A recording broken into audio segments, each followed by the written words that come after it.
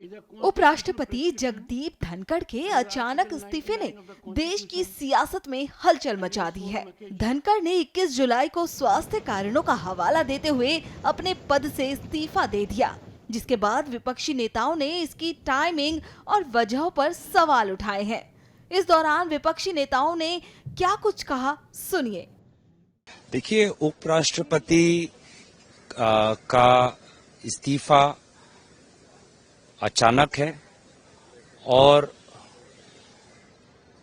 दुर्भाग्यपूर्ण है, क्योंकि वो जिस प्रकार से कल मीटिंग्स में प्रेसाइड कर रहे थे और आज भी उनका एक मीटिंग राज्यसभा में बिजनेस एडवाइजरी कमेटी का था और सुनने में आया है कि क्षेत्र में भी उनके प्रोग्राम थे, तो हमारी तरफ से तो हम उनकी अच्छे स्वास्थ्य की कामना तो करते हैं, लेकिन कहीं न कहीं ऐसा प्रमाण होता है कि केंद्र सरकार और उपराष्ट्रपति के बीच में जो उनका रिश्ता है दोनों के बीच में, वो पहले जैसा नहीं रहा। क्योंकि कल के बीएसी मीटिंग में केंद्रीय मंत्री भी नहीं थे, अब तक प्रधानमंत्री मोदी जी की तरफ से कोई बयान भी नहीं।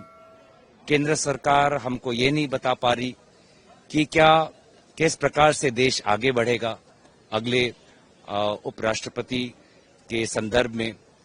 तो कहीं न कहीं जो एक संतुलन होना चाहिए था, जो एक तैयारी होनी चाहिए थी, वो नहीं है। और ये साफ दर्शाता है कि कहीं न कहीं जो रिश्ता केंद्र सरकार और उपराष्ट्रपति के बीच में जो पहले जैसा था, अब वैसा नहीं है।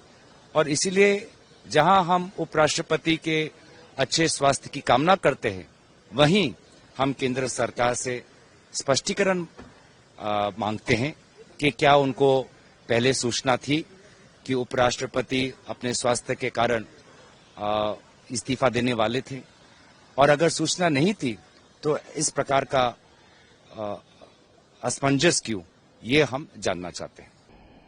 मैं उनसे आग्रह करूंगा वो पुनर्विचार करें।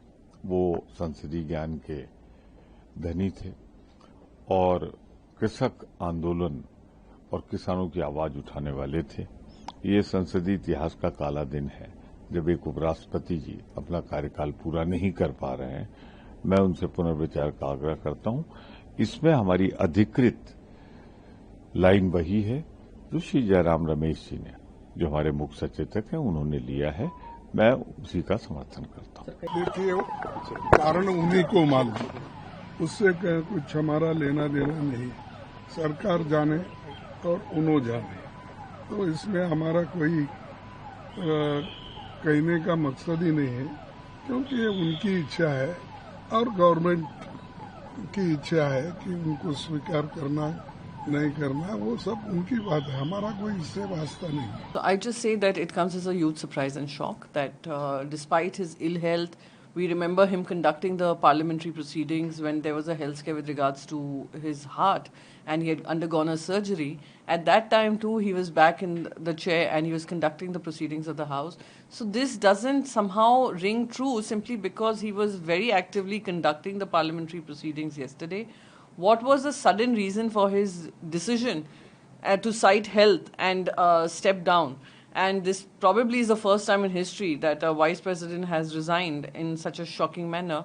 So I'm hoping that we would get to know more when the parliament session begins. But what is most important is that there should be no disruption in the proceedings of the House, in the proceedings of how the work is conducted in his vice president's role, and proceedings of the House by his role as the chairman.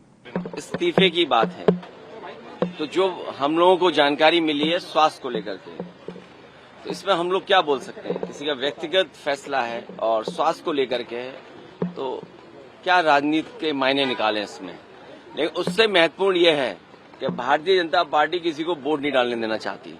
बहुत दुखद है और मुझे लगता है कि जो भी हुआ है वो सब सामान्य सा नहीं है, और उनके जैसा अक्खड़ मिजाज का आदमी जो बीमारी की हालत में भी अगर कभी वो थोड़े बहुत बीमार भी रहे तो वो सदन आ जाते थे और पूरा समय देते थे कुछ चेयर पर।